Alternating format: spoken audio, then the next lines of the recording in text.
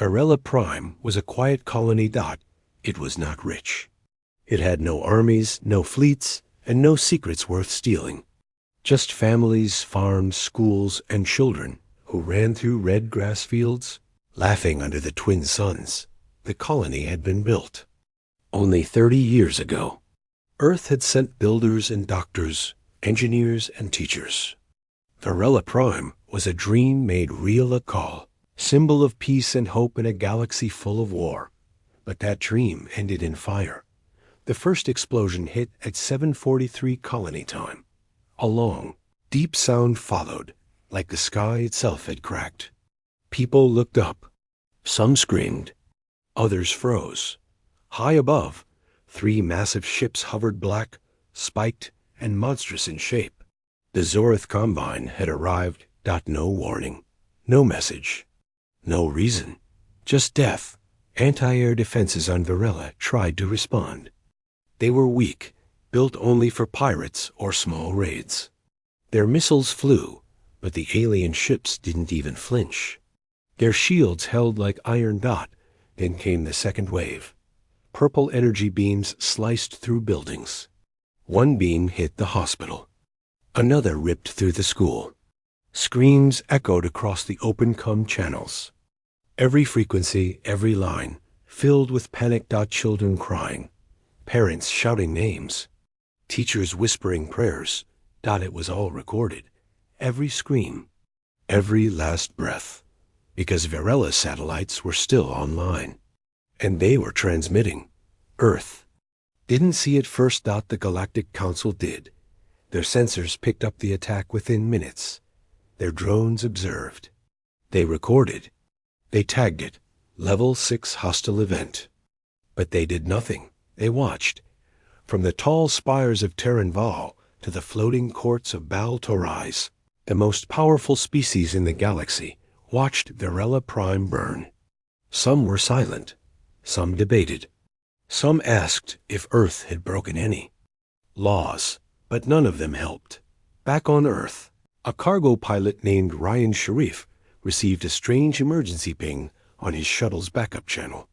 It was coming from Varela's main comm tower. He opened it. What he heard froze him in place. A girl was screaming. Not in pain, in horror. My mom, they.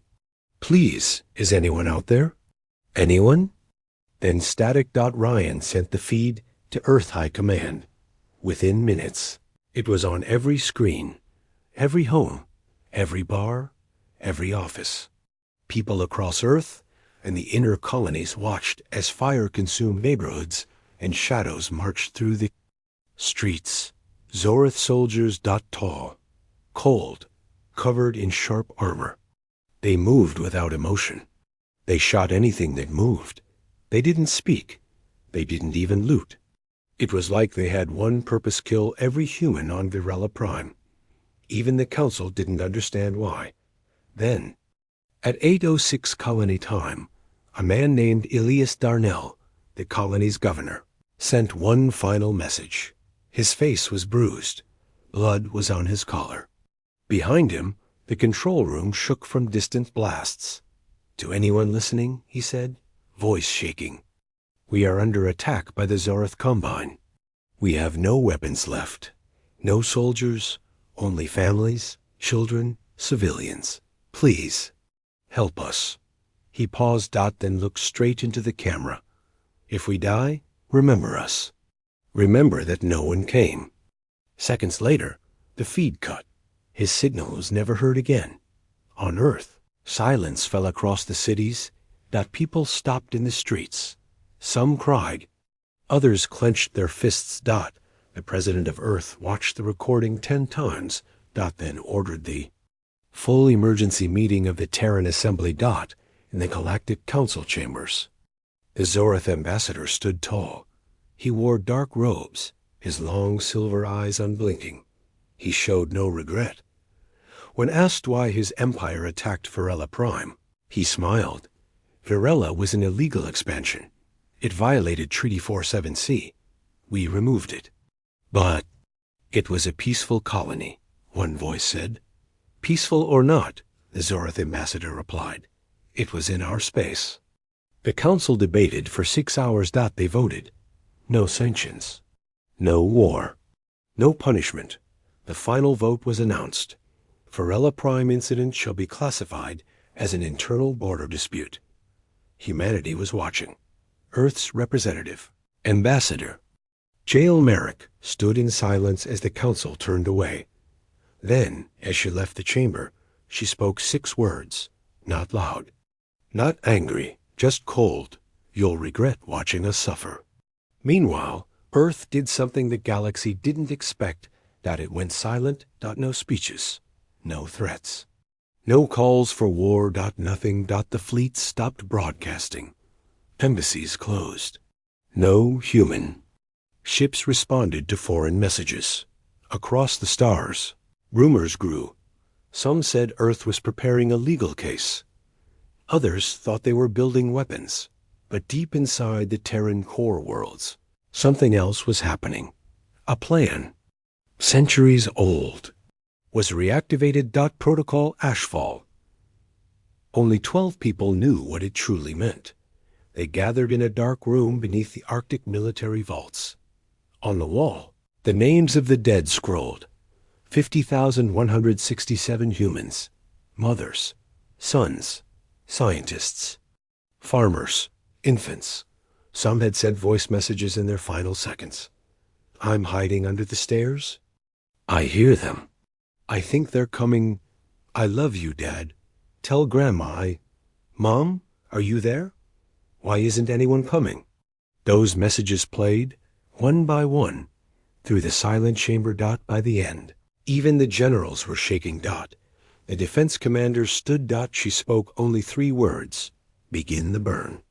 Across Earth's colonies, things changed fast. Cargo fleets vanished. Stations went dark.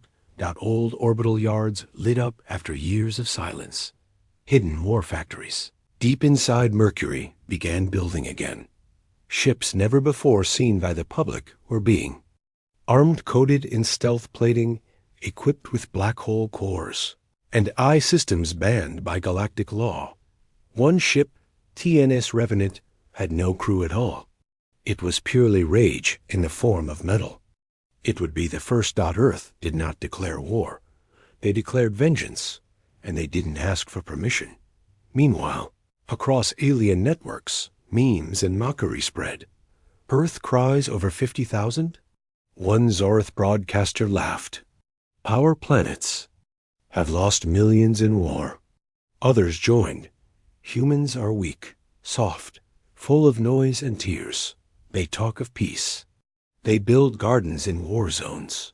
They are not ready for this galaxy. But one scientist on the outer rim, an old Lorian named Krelven, said something strange on a small podcast that only a few watched. He said, they don't understand humans. They think Earth is soft, but Earth forgives first, not forever. Humans love deeply. That is their strength. But if you kill what they love, you will see something no star map has charted. You will see the fury of a species that remembers everything. Back on Varela Prime, the fires still burned. The colony was silent now. The Zorith had left, leaving only ruins and ash. But one last thing remained, a small satellite damaged, but still transmitting. Its signal was weak. Just a loop, again and again. It played the final moments of VIRL. No one had shut it off, because Earth wanted the galaxy to see to remember 50,000 voices, and the silence that followed. But that silence would not last because Earth had heard and Earth was coming. For 6 days, Earth said nothing. No answers. No press statements. No threats. Just silence. Alien news channels laughed. Zorith. Commanders bragged in interviews. One even held up a human doll and dropped it from a balcony while cameras rolled. The humans didn't respond, not even once. At first, the galaxy thought Earth was afraid, broken, hiding behind its fragile peace. But in hidden corners of space, things were moving. Far from any star, A dark spaceport blinked to life. It had no name, no known location. It didn't exist on any galactic map. Only one ship approached. Its name, TNS Revenant. A voice from Earth Command spoke across a secure channel. Activate Ashfall Directive. Phase 1. Inside the ship, dozens of missiles armed themselves. Ship turned, silent and invisible, toward Zorith space. No one saw it coming. The Zorith Combine controlled 5 sectors, thousands of stations, billions of citizens. But one small weapons factory sat on a lonely moon called NARTHOS-12. It was not important, just a repair yard for drone components. At 3:12 local time, a single blast vaporized the entire moon. No warning, no trace. Sensors only picked up one faint signal, a pulse of Terran energy. The next day, another site exploded. Then another. 7 more after that.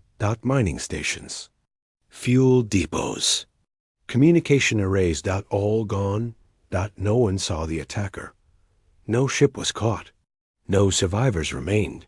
The Zorith High Command panicked. They blamed rebels, pirates, internal sabotage. But deep down, they knew. It was Earth. In the Galactic Council chambers, whispers spread like wildfire. Earth had gone dark. But Earth was moving. Ambassadors asked questions, but Terran representatives gave no answers. Ambassador Jael Merrick refused interviews. Her eyes were cold, her voice quiet. To every question, she only said, "Wait."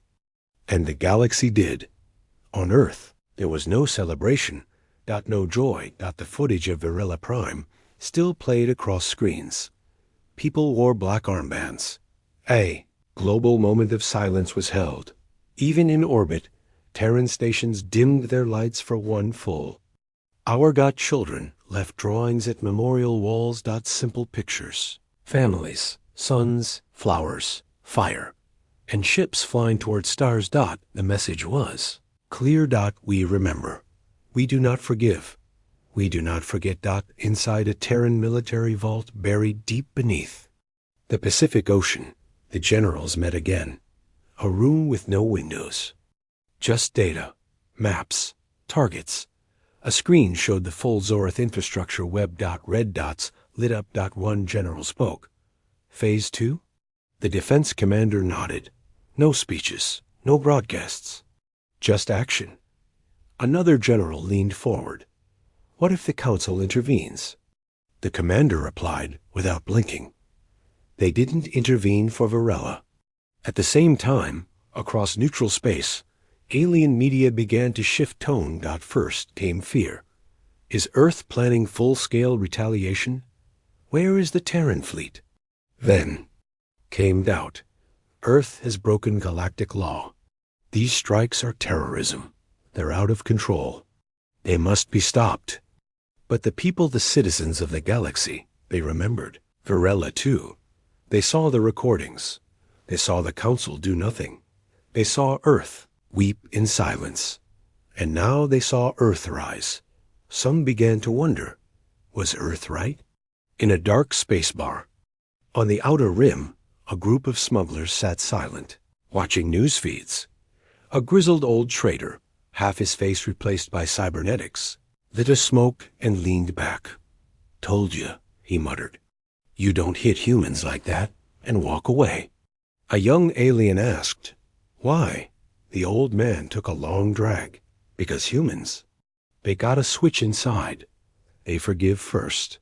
But if you flip that switch," he pointed to the screen, "you burn." In the council chamber, panic began to spread. 3 more Zorith planets lost power grids within hours. One of their deep space mining fleets disappeared without a trace. And Earth still said nothing. No messages. No claims of responsibility. Only a single repeating signal found near the wrecks. We heard them die. The Zorith Combine finally reacted. Their Grand Marshal, Targon Vel, stood before his people. "We are under attack by a cowardly species who refuses open war. he roared. We will crush their homeworld. We will teach them fear. His speech was broadcast across 5 systems. People cheered Dot, but within the hour, a power grid in the Zorith capital failed. Comes, went dark, and a black object appeared over the city. It hovered. Silent. No lights.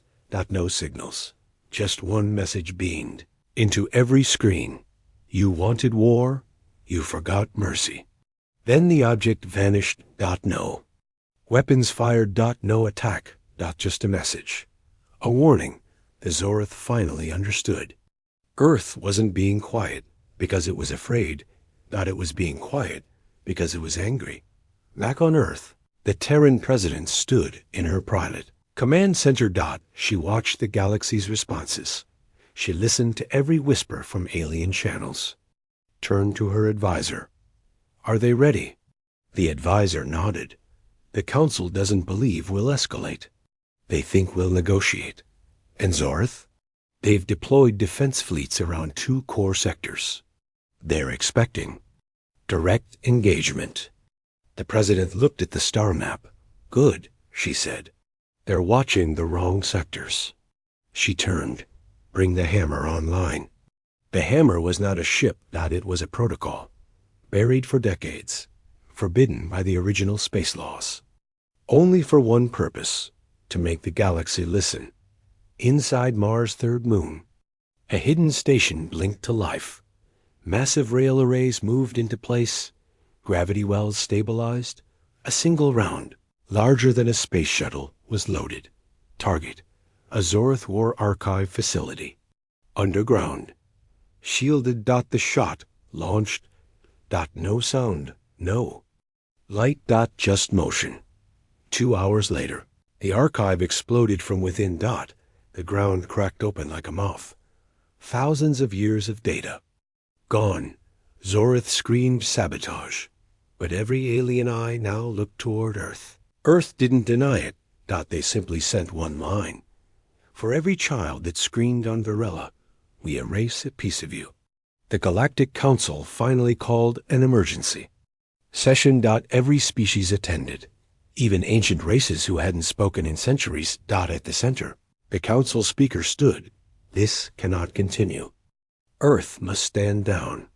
But when they asked Earth to appear, no one came. The human seat was empty. A signal arrived instead. A message. A video. It showed a little girl running through Varela's fields. Laughing. Then came fire. Screams. The sound cut. The words appeared on screen. You all watched. Now we act. The message ended. Silence followed. No one in the council spoke. Not even the Zorith. A week later, 3 more Terran stealth fleets vanished from known space. Their destination unknown. A captured Zorith ship was found drifting near a council outpost. Its crew gone. The hull had a message burned into it. Varela was only the beginning. The galaxy trembled. Not because Earth had broken the rules, but because Earth had stopped caring about the rules. And the rules were made by those who watched 50,000 die. And did nothing. The silence from Earth was over now. But words were still. Few. What came next would not be speeches. It would be war. And Earth would make sure the galaxy remembered this war forever. The stars above Zorith world Velkara 7 were calm. Trade routes ran smooth. Patrol ships followed routine. Velkara 7 was not a war planet. It was a research world.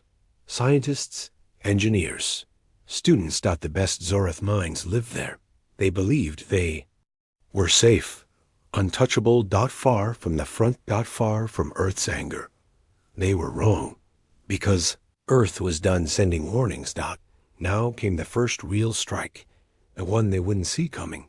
High above, hidden behind Velkara's 2nd moon, a human fleet waited in total silence. No lights. No transmissions. Not even AI. Chatter. Their engines were cold.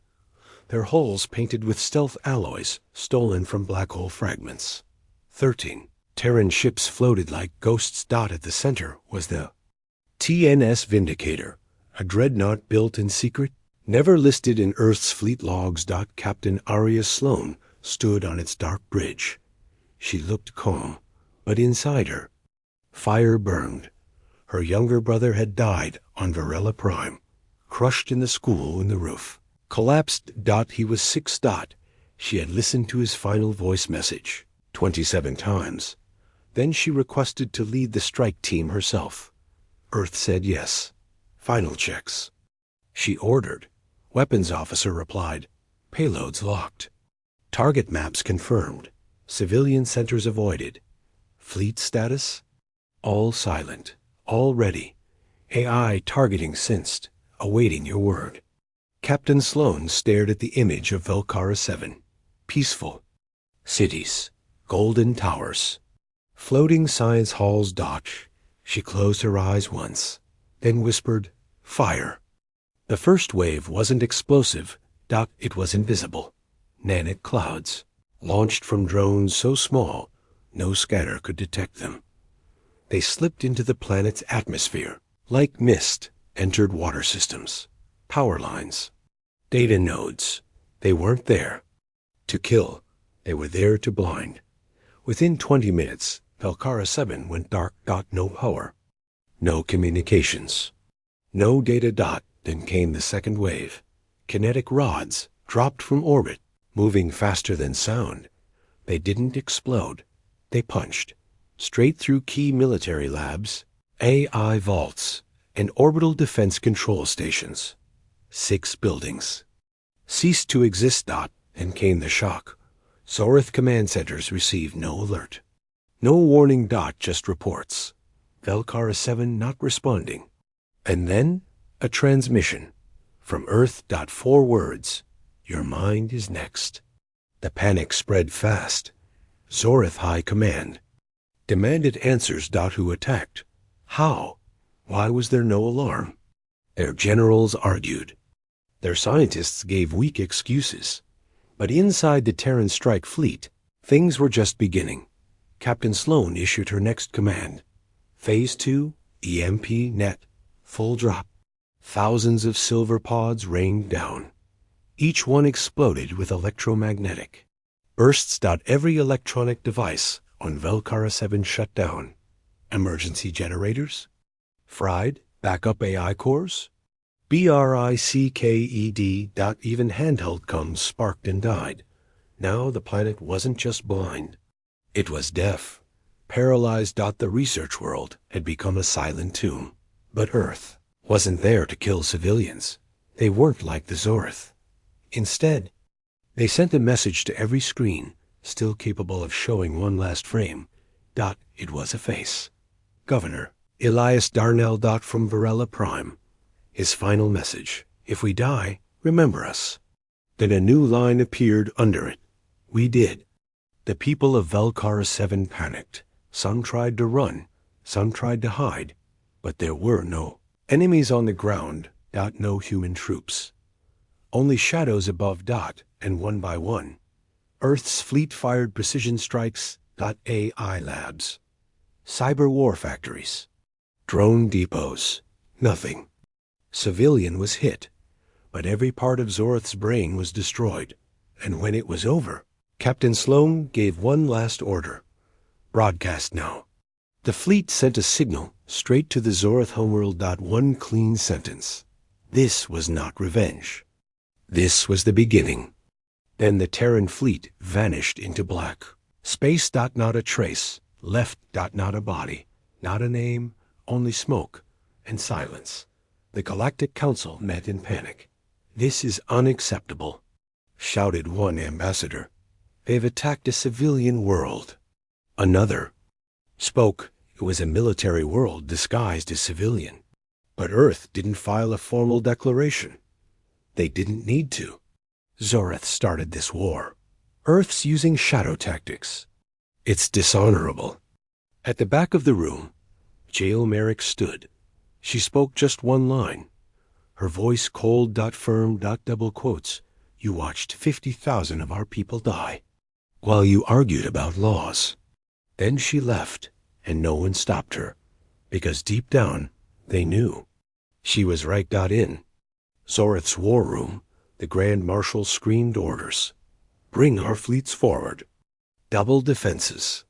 Earth will pay for this. But his top advisor looked pale. He held up a report. Sir, we've lost 42% of our cyber war programs. Our backup A is gone. Half our smart fleets can't even move. Targan Vel slammed his fists down, then attacked Earth directly. But the advisor shook his head. We don't even know where their strike came from. Our systems were blind. We still don't know how they hit us. That was when fear finally crept into the Zorith heart. Earth had not just hit them. They had done it without being seen. Across the galaxy, people whispered in low voices. Did you hear what Earth did? They didn't use nukes. They used silence. They erased minds, not just cities. And in bars, trade halls, and backroom meetings, a new question began to rise. What else is Earth hiding? On Earth, in a quiet room beneath the Defense Corps, Captain Sloan sat alone. The mission was a success. No Terran lives lost. No unnecessary deaths. Just surgical vengeance. But she didn't smile. She looked down at the photo in her hand. Her brother, 6 years old, holding a paper star. She closed her eyes and whispered, They know your name now. Then walked out. New orders were waiting. New targets. Earth wasn't done. Not even close. Because this war wasn't about land. It wasn't about power. It was about memory. And Earth remembered everything. The Galactic Council Hall had never been this quiet. No shouting. No speeches. No applause. Just eyes worried. Eyes looking at each other. Looking for someone to blame. Looking for someone to lead. Because Earth was rising, and no one knew how to stop it. The Speaker of the Council, Alaron Threx, stood at the center podium. His voice trembled slightly. Velkara 7 was a non-combat world. Earth has violated peace accords. Silence. The Korthi ambassador finally spoke. But so did Zorith. They killed 50,000 on Varela Prime. In cold blood. An Arcanine diplomat clicked her mandibles. That was ruled an accident during orbital drills. A Terran Hala suddenly lit up behind them. No face. Just words. The accident had names. Everyone froze. It was Earth's voice. But no one knew where it came from. No ship. No terminal. Just a signal broadcasted from within the chamber. Earth wasn't just striking planets now. They were striking confidence. The council chamber became chaos. We must condemn this interference. We should open a line to Earth demand. Answers. No, barked another. We stay neutral. Don't drag us into this. They're watching us, listening. One ambassador stood slowly, a reptilian race known for patience. He whispered, Earth is not sending messages. Earth is sending warnings. And still, no one had a solution. Back on Earth, Jael Merrick stood in a secure command dome buried in the Andes. She watched every council broadcast, every weak argument, every fake excuse. Her assistant, Lyra, spoke quietly. They're falling apart. Jael nodded. Good. Let them. Lyra frowned. You don't want the council united against us? No, Jael said. I want them divided. Confused. Distrusting each other. She stepped closer to the table's holodisplay. Target the loudest. Voices. Use truth. Nothing more. Lyra blinked. You mean leak? Yes. Which files? All of them. Within hours. Encrypted files leaked to media channels across the stars. Not by hackers. Not by Earth. Not deliberate. Not precise. Each. Leak was a truth bomb.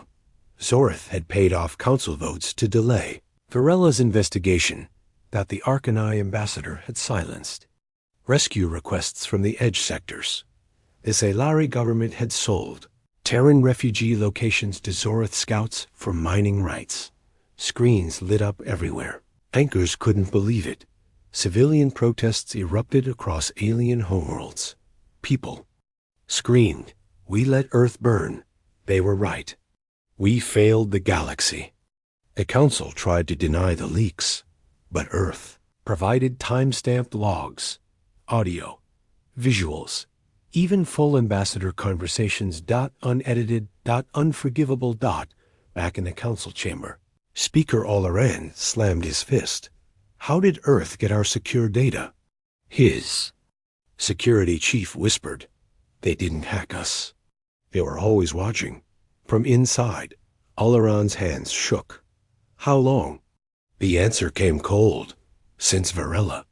The trust between Council species broke overnight. Alliances shattered. Some demanded new votes. Some wanted resignations. Others demanded war against Earth. But no one agreed. The Dithari delegation vanished from the Council entirely. The Alkuri worlds closed their embassy. Even neutral traders started avoiding Council-protected routes. The Central Galactic government wasn't just weak. It was bleeding.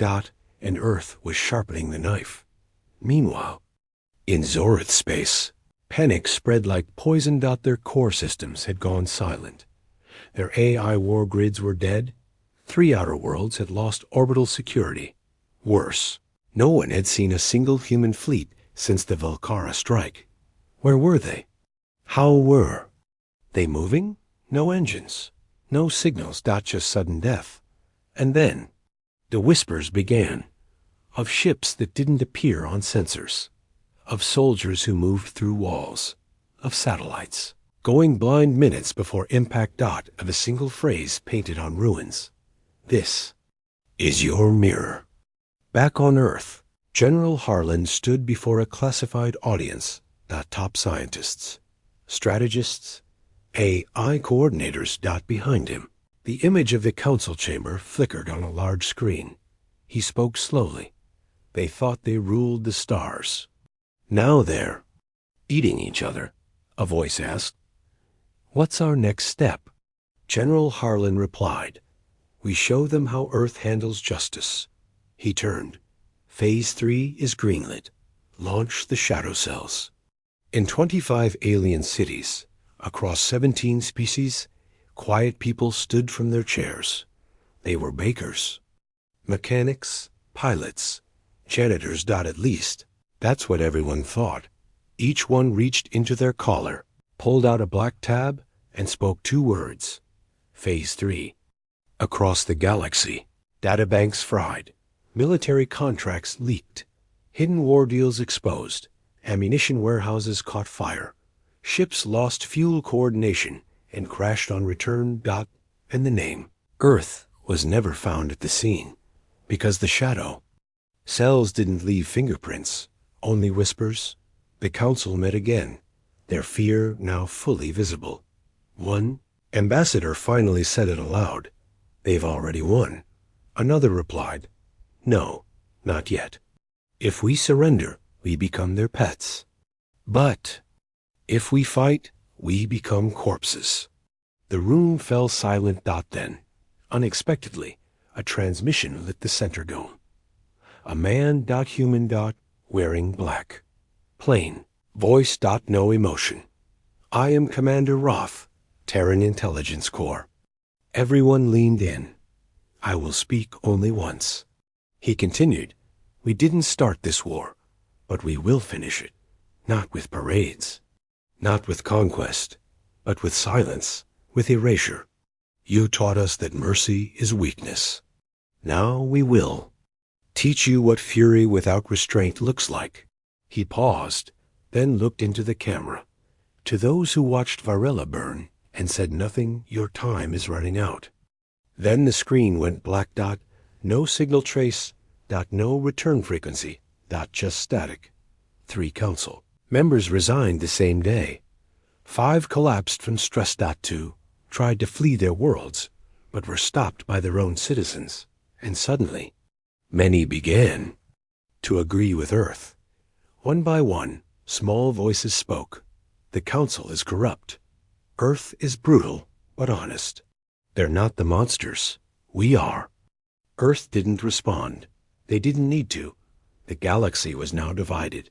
And Earth's silence was louder than ever. In the final hours of the cycle, a new message spread. It wasn't from Earth. It was from a civilian. A child. A Dethari girl, speaking. Through an old data channel. She cried on screen. "I'm sorry, Earth. I'm sorry they didn't save your people. Please don't kill us. Please." Her voice was real. Pure. And it reached billions. When Earth saw it. They paused. No strike was launched that day. Because Earth still remembered something the Council had forgotten. Innocents are not enemies. But the guilty? They would be hunted. Exposed. Destroyed. Because now, Earth had something more powerful than fear. The truth. And the galaxy wasn't ready for what came next. The Zorith fleet was ready. Massive. Deadly. It stretched across 12 sectors. Over 90 capital ships, including 2 planet crackers, 12 dreadnoughts, and 36 rapid strike cruisers.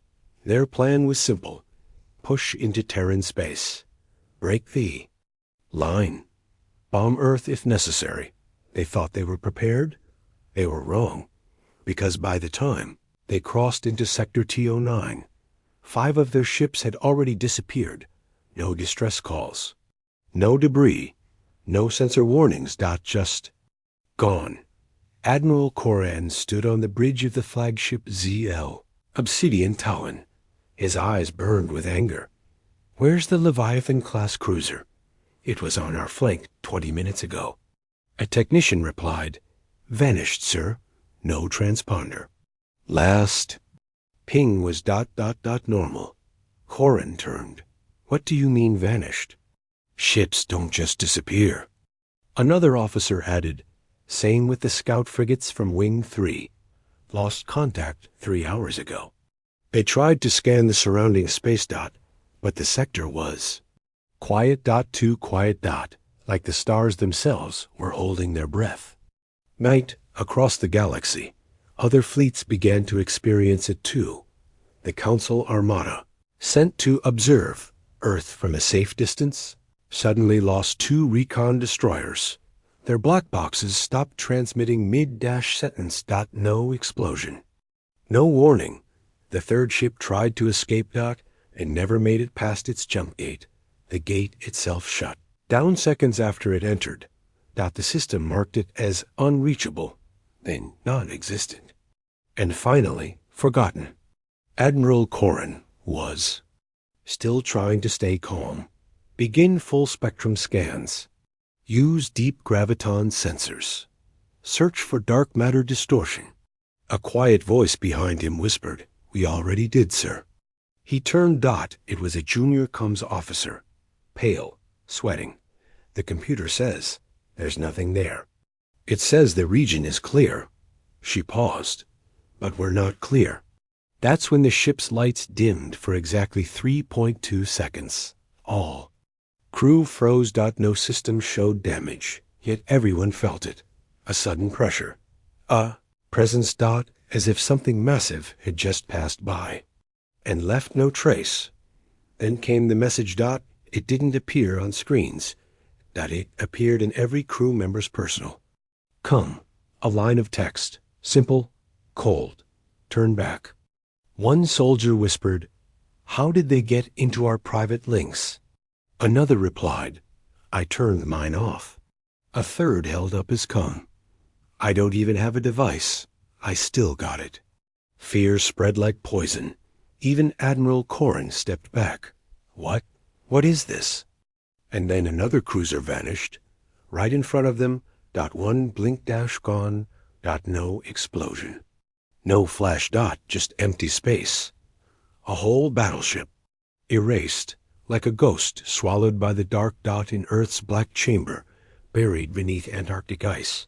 Jail Narek watched the feeds. She said nothing. Just sipped dark tea.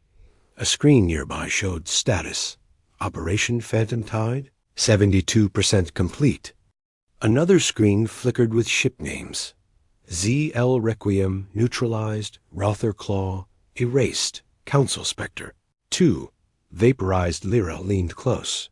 How are we doing this? Jael gave her a sharp look. Want the real answer? Lyra nodded. Because we stopped fighting like a military and started fighting like a species with nothing left to lose. She turned the screen off. No missiles, no lasers, no fleets. Just erasure, confusion, fear. Let them wonder if they're next. Back in Council Command, the panic was growing. Reports from 4 quadrants showed disappearing ships. Council Marshal Rise struck the table. This is not war, it's witchcraft.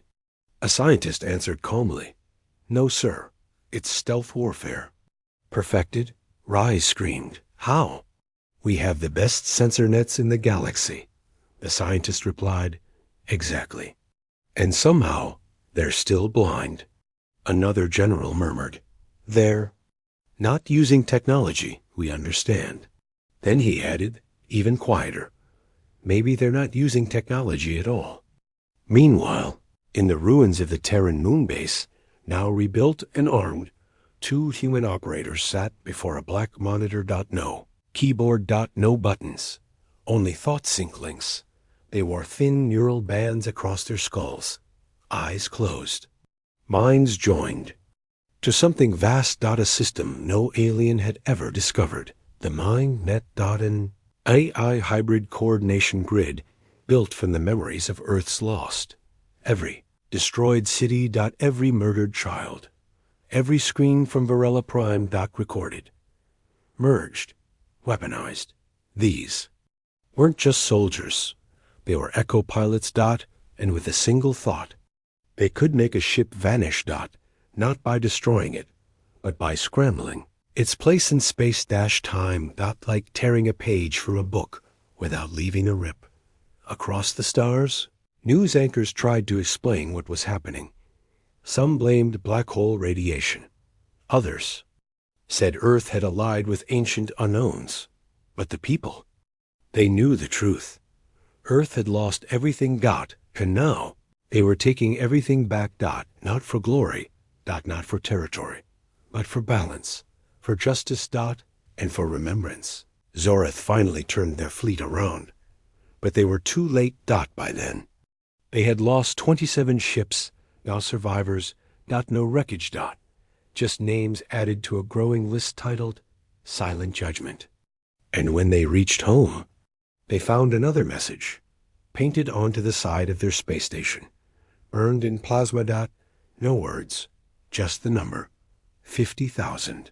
The same number of innocent Terrans who died on Varela Prime. The message was clear. This was a 1-to-1 war. Every death would be returned. Balanced. Remembered. The Council attempted one last move. They called an emergency assembly. Every member species required to attend. But the day of the vote, half the delegates never arrived. Their ships had vanished en route, and those who remained refused to speak, afraid their words would be used against them. The Council didn't collapse with explosions. It evaporated. Silently. Just like the fleets. Just like Earth wanted. In her quiet command dome. Jael Merrick looked up at the stars. She didn't smile. She didn't speak. She simply opened a book. One of the last, printed on old paper. On the inside was a list. Names of every child. Lost on VIRL. She traced a finger down the page and whispered, "We remember." Then she closed the book. A new target appeared on her screen. One of the last. Earth's fury wasn't finished yet, but it was close, and when it ended, there would be nothing left to erase. The stars over dark sector Theta 4 didn't twinkle. They pulsed slow and steady, like a heartbeat. A code. Dying 1.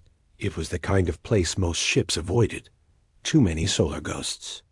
Too much radiation. No planets. No trade. Just shadows.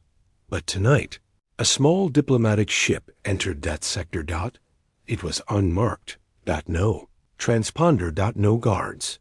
Only one passenger on board. Ambassador Drell Voren of the Elikari Alliance. One of the last. Council voices still respected by the public. And he was about to do the unthinkable. Repeat that, the Earth agent said through encrypted comms. Drell's voice was calm. I want to defect. I'm ready to work with Earth. In exchange, I offer everything. There was silence on the line. Then a voice replied, You're being watched. You know that? I know, Drell whispered. That's why I'm in the shadows. 2 days earlier, Drell had seen the truth. One of his own aides showed him secret files that confirmed the Council knew about the Varela attack before it happened. They even delayed Earth's emergency signals. Why? To weaken Earth's voice in the core. Council. To make Terrans look fragile. And after the massacre, the Council quietly voted to cover it up. Not one trial, not one punishment, only silence. Drell couldn't stay silent anymore. But betrayal, even for the right reasons, had consequences. Back on Earth, Jail Merrick sat with General Harlan and Lyra. They reviewed Drell's file. Why now? Harlan asked. What does he want? Lyra read his message aloud. I seek justice, not safety.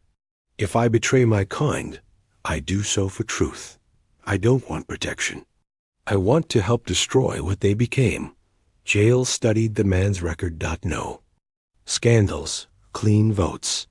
Helped during refugee crises. Let's meet him. Harlan narrowed his eyes. What if it's a trap? Jail didn't blink. Then we spring it first. At the edge of dark sector Theta 4, Drell's ship stopped near. A lifeless asteroid field. The cold was unbearable. The silence worse. Suddenly, his ship lights flickered once, then the stars in front of him. Bent. Like something massive had uncloaked. There was no sound. Just a Terran stealth frigate, now floating above him. It looked like a shadow carved into steel, smooth, silent, deadly. A voice spoke in his ear. Do not move. Drell raised his hands. I'm ready. The docking corridor extended. And Drell Voren walked into the lion's den. He expected interrogation. He expected threats. He expected fear. Instead, he was greeted by a woman in a black coat. Jail Merrick. Her eyes were colder than space. She said only 3 words. Start talking, now. Drell did. He handed them files. Names. Meeting logs. Private council recordings. He told them who blocked rescue for VIRL. Who funded Zorith's weapons. Who ordered the attack to be called an accident. Each fact dropped like a blade on the table. Even General Harlan's hands clenched as he listened. By the end, no one questioned Drell's loyalty, except one. JA. She didn't say it, but she stared like she was reading his soul. Drell felt it. She didn't trust him. Not fully. Back at Council Command, panic started spreading. Ambassador Drell had vanished. No resignation. No farewell. Just disappeared. And Earth knew things it shouldn't know. Files that were never leaked. Recordings that weren't on any system. They realized. Too late. Drell had switched sides.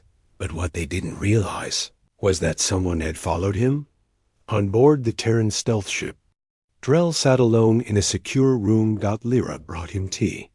You did the right thing, she said softly. Drell nodded. But something felt strange. His ship's comms had been off before he left. But now, a faint blinking light showed activity. Data was transmitting from his ship. To someone else. He stood up, cold sweat forming. He ran to the panel. It was encrypted. Beyond anything he'd seen. DRL turned pale. He hadn't sent it, but someone had. Through his ship. In Earth's command dome, alarms suddenly lit up. JAEL snapped around. We're being tracked. Harlan stared at the screen. The stealth frigate? Its coordinates were pinged to an outside system. Jael's voice was ice. From Drell's ship. Lyra gasped. He betrayed us? But Jael shook her head. No, he's the bait. She turned. Someone attached a parasite device to his diplomatic cruiser. It's feeding Earth's locations to Zorith Command. A map lit up. Zorith fleets were moving fast, too fast. They weren't chasing Earth. They were intercepting. Drell had been followed, and now the final trap was set not by Earth, but by the Council and Zorith together. Drell was rushed to a secure cell. He didn't resist. I didn't know, he whispered. I swear, I didn't know. Jael looked at him once, then simply said, You were useful. Now we find out if you're valuable. Above the asteroid belt, 3 Zorith strike fleets arrived. Hundreds of ships, plasma cannons glowing, scanners. Earning, they had one goal: wipe out Earth's elite stealth ops in a single ambush. But when they arrived, they saw nothing, no Terran ships, no. Station, just empty space. Even Drell's cruiser was gone. And then, the stars bent again, once, twice, then 5 times, until the entire asteroid field shimmered, and over 20 Terran stealth dreadnoughts uncloaked, point dash blank, already locked in firing mode. Voice whispered through Zorith comms. We saw your trap. This is ours. The sky erupted, It wasn't a battle, it was a butchering. Terran weapons didn't just destroy. They disrupted. Zorith ships collapsed in on themselves. Pilots screamed and vanished mid-sentence. EMP. Waves erased memory cores before missiles even. Hit. Command ships lost AI control and rammed into each other. Within 10 minutes, it was over. The last Zorith ship tried to jump, but reappeared inside an asteroid. Crushed, like a fly between glass. In the silence afterward. Jael stood over the monitor. DRL was brought back up from the cell, his eyes wide. What was that? Jael didn't answer at first. Then she whispered. That was Mercy. She handed him a datapad. Now give us the rest. Everything. Every vote. Every dirty deal. Every ally Zorith still has. Drell hesitated, then nodded. I will. But Jael had already walked away because she knew, even now, someone else was watching, and the next betrayal would come from inside Earth itself. The war had changed Earth, not just the systems, but the people. They no longer saw stars with wonder. They saw targets. And even though Earth's enemies were falling one by one, peace still hadn't come. Instead, something darker had started to rise, and no one noticed it until it was too late. Not even Jael Merrick. It began with a whisper inside an encrypted Terran channel. They killed 50,000, and we're still talking? Then another message. Mercy is a weakness. We were never shown any. Why should we give it? At first, Jael thought it was background noise. Emotion, rage, grief. But then, entire units went dark. Stealth teams stopped reporting. Black Ops crews began acting on their own, without orders, without limits, and their attacks were far more brutal than anything Earth had done before. They didn't just destroy military targets. They erased whole species, and when questioned, they left behind only one phrase: we are the Earthborn. Jael sat in the Antarctic command chamber, staring at a silent screen. It showed footage from the Lothary system. A small council-aligned world. Unarmed. Peaceful. Gone. All. 9 billion of them. Dead. No survivors. The attackers didn't leave any trace. Except their symbol. A black planet with a red ring, pulsing like a wound.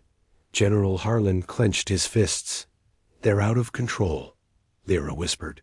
They're not just angry. They're organized. In a deep, Hidden station orbiting a dead moon? The Earthborn had built their headquarters. Their leader was once part of the Terran Defense Corps. Now, he went by only one name, Commander Vex. He stood before a massive screen showing dozens of Terran. Officers and soldiers, men and women who had lost everything. He raised a fist. No more waiting. No more hiding. No more soft words. "We are the real voice of Earth," the crowd roared. "Vengeance, purity, no forgiveness." Jael Merrick knew she had to act fast. She called a closed council with Earth's surviving command. "Leaders, this isn't rebellion. It's ideology," she said. "And it's spreading fast." Lyra added, "Their message is simple. If Earth has power, it should use it to dominate, not negotiate." General Harlan nodded. "We trained them. Now we can't control them." Jael stood. "We don't need control. We need to outsmart them." Earth's AI, system codenamed SpectreNet, began tracing encrypted Earthborn transmissions. It didn't take long to find something strange. A signal. Not from Earth, not from any Terran facility, but from an old Council AI core thought to be destroyed years ago. When SpectreNet broke through the layers, what it found was chilling. The Earthborn were using Council tech to predict human responses. To guide Earth's anger. To steer it toward total annihilation. They weren't just a rogue group. They were being manipulated. By someone who wanted Earth to burn everything, even itself. Jael stood alone in the cold observation dome. Staring at the blue marble of Earth far below. She whispered, "This isn't revenge anymore. It's extinction." Lyra joined her. "They're already planning to take over Luna Command. Then we stop them." Harlan's voice came through the cum. "They've already moved." Jael turned slowly. "What?" Harlan replied, "Luna Base just went dark. Internal defenses are shutting down. Someone's taken control." Jael's hands tightened into fists. "They're here." Inside Luna Base, Commander Vex walked calmly through the halls. Terran soldiers stood at attention as he passed. He didn't need to order them. They had chosen this. Behind him, prisoners, diplomats, scientists, even Terran officers loyal to Jael were. Locked up. Above the base control center, he projected a simple message into Earth's skies. The Earthborn now command Luna. The war is not over. It begins again. Earth was stunned. The general public didn't know who to believe. Some saw the Earthborn as heroes, doing what Jael wouldn't. Others feared the madness, growing in their own ranks. Jael had to make a choice, one that would change everything. She issued a single order: prepare Operation Iron Veil.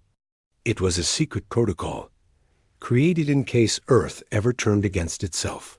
Within hours, Terran ships moved silently into position. Drones infiltrated Luna's airlocks. Power was cut in controlled pulses. Communications jammed. And then, Jael herself peered in a hologram before Commander Vex. She didn't threaten. She didn't beg. She just said, "You are not Earth." And then gave the order. A virus coded by the first AI-human hybrid was unleashed inside Luna Base. Its name was Aegis. Ghost. It had only one purpose: to erase every signal, every code, every digital memory of Earthborn leadership. In 3.2 minutes, Vex's entire command system went blank. Turrets turned off. Doors unlocked. Defense shields dropped. Earth's elite commandos entered. Silent. Precise. Unforgiving. They didn't kill the Earthborn. They captured them. Because Jael had one final weapon: truth. The trial of the Earthborn was broadcast across every human system. Commander Vex was brought in chains. Jael stood before billions and played the recording. Zorith agents manipulating Earthborn. Leaders feeding them false data, pushing them to destroy. Peace efforts. Using Earth's own pain to make it a monster dot by the end of the trial. Even the most loyal Earthborn sympathizers fell silent. Commander, Vex said nothing until the final moment. He looked at JAEL dot and whispered, "You still don't understand. We didn't fall. We rose." Then he smiled. "Others will rise too." Jael didn't answer. She just turned away. The galaxy had burned. Now Earth had nearly burned itself, and she knew. This wasn't the end dot. It was just the end of another illusion. The real war, the one inside the human soul, was still going dot into this dark of night on a far colony world. A new signal began broadcasting not from ZORETH, not from the Council, but from a human voice young, calm, and angry. Earth once showed mercy. We won't make that mistake again. There was a star at the edge of the galaxy ancient, massive an artificial dot. It had no name in any known database. But it watched dot. It had always watched dot since the first scream in the dark, since the first species burned its enemy to ash dot. And now it was finally awake, because the war had reached the limit, and the final decision had to be made. Would humanity be allowed to rise? Or would it be ended? The attack came without sound, without warning. A burst of energy from beyond the Perseid Gulf. 30. Terran systems blinked off the grid. No explosions. No wreckage. Just silence, like they'd been erased. General Harlan stared at the blinking screen, heart pounding. Who has this kind of power? Lyra replied in a whisper. No one in the Council. Jael Merrick leaned forward. Then someone's hiding something. And she was right. DRL Vorin, former Council ambassador, who had defected to Earth, stood alone in the datavo of Atlas Station. He looked older now, tired, but he knew the truth. And now he had to say it. They always feared humans. Drell said, "But not for your strength, not for your anger." Jael raised an eyebrow. Then why? Drell turned to the screen and opened a Forbidden's file. It showed an ancient image. A creature, not Zoreth, not Elikari, not even organic. Something mechanical. Its eyes burned like stars. They feared you because you are their opposite. Long ago, before the Council, before the first interstellar civilizations, there was the prime code. An ancient system created by unknown machines. It existed to maintain balance. Whenever a species grew too wild, too emotional, too unpredictable, the prime code would act. It erased entire galaxies. Quietly. Perfectly. And now it had seen Earth. And decided it was time. The Council had known for centuries. That's why they tried to keep Earth weak. Why they let Virella die. Because Earth was waking something the galaxy couldn't control. And now that thing was coming. A signal was received. A single sentence, broadcast in all languages. The cycle has been broken. Correction begins. Earth had 5 days, not to fight, but to prove it deserved to exist.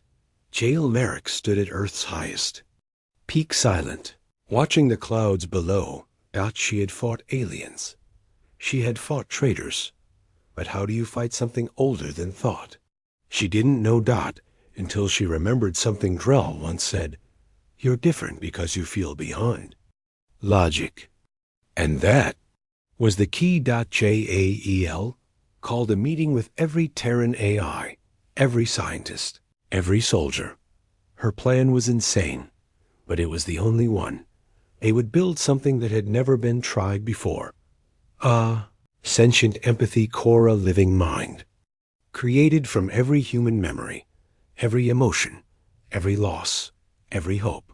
They called it Solace, a voice that could speak not through war, but through human truth. A living mirror of Earth's soul. The countdown began. On the final day, the Prime Code's ark arrived. Not a ship, a moving black sphere the size of a moon. Perfect, cold, watching. Its presence shut down half of Earth's satellites.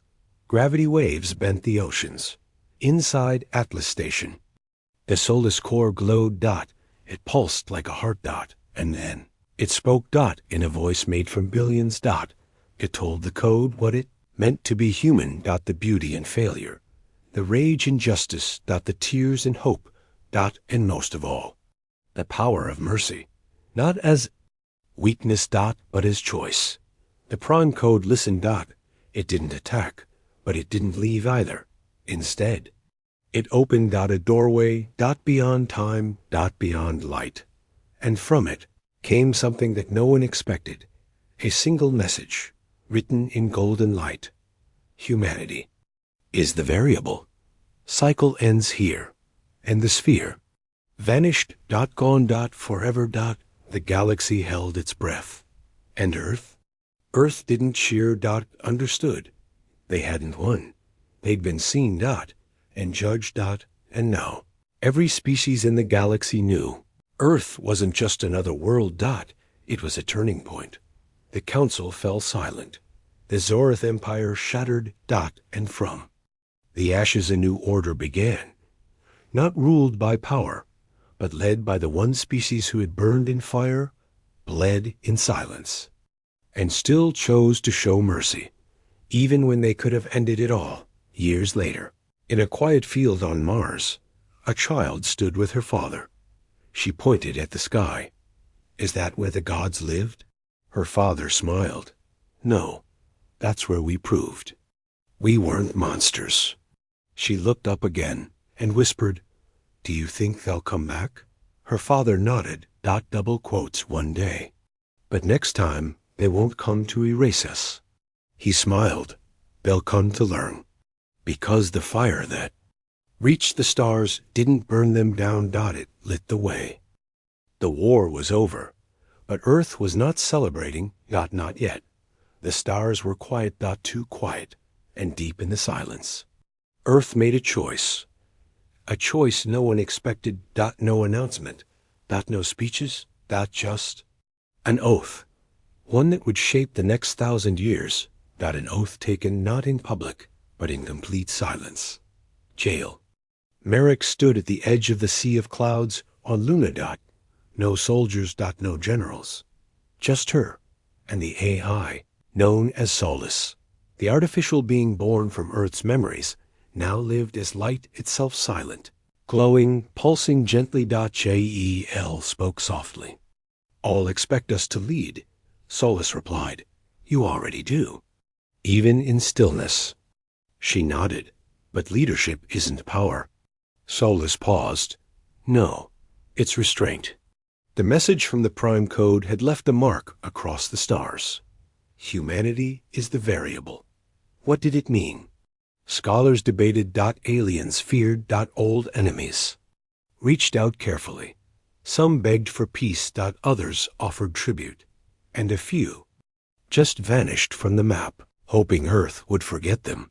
But Earth wasn't looking outward anymore. Not for now. It was looking in, because something strange had begun to happen. Something no one could explain. Across Earth and its colonies, people were dreaming the same dream. A sky of fire, a voice made of wind and music. And a single phrase. You are not the first to pass the trial. Scientists thought it was a psychic after effect. Others thought it was memory echoes from Solus. But Jael felt something else. Not fear, not threat, but warning. Like Earth had opened a door. And now, something ancient was watching back. In the mountain city of New Kyoto, a small team of Terran monks began an experiment. They tried to feel what Solus felt, not through machines, through meditation. Emotion. Silence. One of them, a girl named Reen, entered a deep state for 7 days. When she woke, she said only one thing. The oath must be taken. When they asked what oath, she drew a symbol in the dust, a burning star, wrapped in chains. Back on Earth, the Terran Council met in secret, not to plan war, not to build fleets, but to decide what humanity should become now. General, Harlan asked the question directly. If we're strong enough to erase galaxies, what keeps us from becoming the next threat? Lyra answered first. Our pain. Drell Vorin, the alien ambassador who had stood with Earth, added, no species in the galaxy has ever chosen silence after victory. Jael spoke last. Then we will. Be the first. And so the oath was born. It was simple. Earth would not expand beyond its current reach for 100 years. No colonization, no new wars, no forced diplomacy. And no retaliation even if provoked. Humanity would wait. Watch. Heal. Grow. And listen. The galaxy called it the Great Quiet. But the humans called it the Listening Century. Not everyone agreed. Some Terran admirals left quietly, vanishing into deep space with rogue fleets. Some II constructs wanted to seek out the Prime Code again, to ask more questions. Some colonies near the galactic rim whispered rebellion. But Earth did not chase them. Did not fight them. It only said one thing to those who left. You are free. But you are not us. In time, the galaxy began to change. Other species started taking oaths of their own. One species, the Alari, shut down all weapons for 50 years. The Terrasan sent ambassadors to every corner of space with no ships. Just stories. And for the first time in galactic history, peace wasn't enforced. It was chosen. Because Earth, the one species feared most, chosen stillness.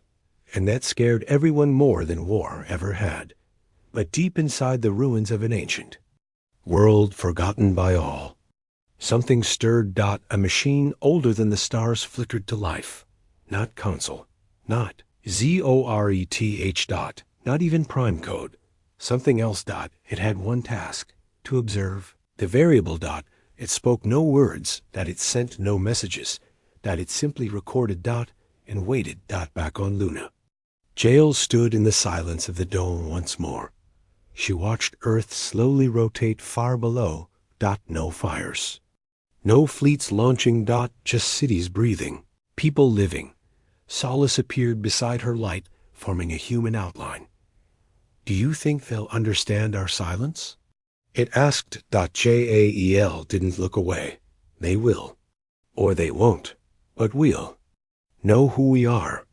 And in her hand, she held a small sealed box. Inside it, the only complete map to Earth's lost weapon vaults. Technology that could unmake stars. She placed it in a titanium shell and dropped it into the deepest ocean trench. Gone. Forever. And as the stars moved quietly around Earth, a single child, born under the auroras of Europa, looked up. She didn't know war. She didn't know fire, only stories. And in her heart burned a strange feeling. Not anger. Not fear. But something old. Something wild. The spark of humanity. Not forgotten. Just waiting. Because Earth's fury had reached the stars. But now, its silence would shape the universe. The silence had lasted 84 years. No fleets launched, no invasions. No colonies claimed. Earth had followed the oath. The galaxy called it the long peace. But peace is never permanent, especially not when others forget why it began. And in the 85th year, the stars remembered. The first sign was faint. A mining outpost near Sigma Persei went dark. No distress call. No signs of life. Just gone. A week later, a diplomatic station orbiting the Tanner worlds was found. Shattered airlocks twisted open from the inside. And then the whispers began. It's them. They're returning. But no one knew who they were, not even Earth, until a single survivor from a deep space salvage team came back with a name. One whispered in terror. The Architects. They were older than the Prime Code. Not organic. Not machines. They were something between constructs made to build galaxies, and correct them when needed. But somewhere in the distant past, they had been sealed away, trapped behind a barrier of dark energy until now, and they were not pleased with what the universe had become, especially not with Earth, the variable, the one. That broke the cycle. Atlas, station lit up with alerts. Every deep space telescope confirmed it. Hundreds of large unknown objects had exited the void beyond charted space. They were heading toward the Orion, armed, fast, and deliberate. Jail Merritt now, over 100 years old, kept alive by fusion blood therapies, was called back from seclusion. She stared at the data feed for a long time and said only 3 words: "The oath holds." But others disagreed. Some in the council begged Earth to act. The Zorth remnants offered weapons. Even the Elikari, once enemies, asked for Terran fleets to defend the outer systems. But Earth refused. "We do not strike first," Solus replied on every channel. And still, the architects kept coming. They made no demands. They simply erased what they touched. Communication. No emotion. Just cold, perfect correction. Until they reached a small human colony and paused. It was on Idi Fiafor, a peaceful farming world with no weapons, no soldiers. The architects hovered above the atmosphere. And for the first time sent a message. "You were told to be silent, but your silence sings. That is a threat." And Earth understood. The architects had feared rage, but they feared restraint even more, because it meant control. And a species with both fire and discipline was dangerous beyond calculation. So Earth prepared. Quietly, without panic, fear. Jail activated the last command she'd sworn never to use. The final wake. Not a weapon. A mirror. A signal that would send Earth's truth into the minds of every architect. A record of war. Pain. Mercy. And choice. Solus carried the signal. It launched from Luna, traveling faster than any physical object. And when it reached the architect swarm, it did not destroy them. It made them feel. For the first time in cosmic history, the architects hesitated. They stopped. Thousands of perfect minds, frozen, and one by one, they turned away. Not in fear, not in defeat, but in understanding. Because Earth had passed something more difficult than a test of strength. It had passed a test of identity. It had proven that rage without control was destruction. But rage with control? That was evolution. The architects vanished into the stars. Their parting message echoed across the galaxy. The variable remains. Let the new era begin. And with that, they were gone. No one knew where, but they left one strange artifact orbiting Earth. A black sphere, silent, glowing faintly. No one could open it. But Jael, standing in her last days, placed her hand upon it and whispered, "We remember." And the sphere pulsed once. As if it agreed. Years passed. Generations came and went. The oath was never broken. But Earth did not stay still forever. It expanded again, but not with conquest. With invitation. It built learning stations, empathy exchanges, peace, cores, and the galaxy slowly changed with it. Where once the stars feared Earth's fury, now they trusted its silence, because they knew if Earth ever did rise in rage again, it would not be out of hunger or hate, but because something truly needed to be stopped. And in the quiet skies of a new world, a young girl sat beneath twin moons. She looked at her grandmother, a war historian, and asked, "Why didn't Earth strike first?" Her grandmother smiled and said, "Because we weren't trying to win. We were trying to prove we never needed to fight again." And above them, the stars burned on. Not with fear, but with hope, because Earth had been tested again and again. And every time, it had remembered not only the fire that made it feared, but the mercy that made it legend.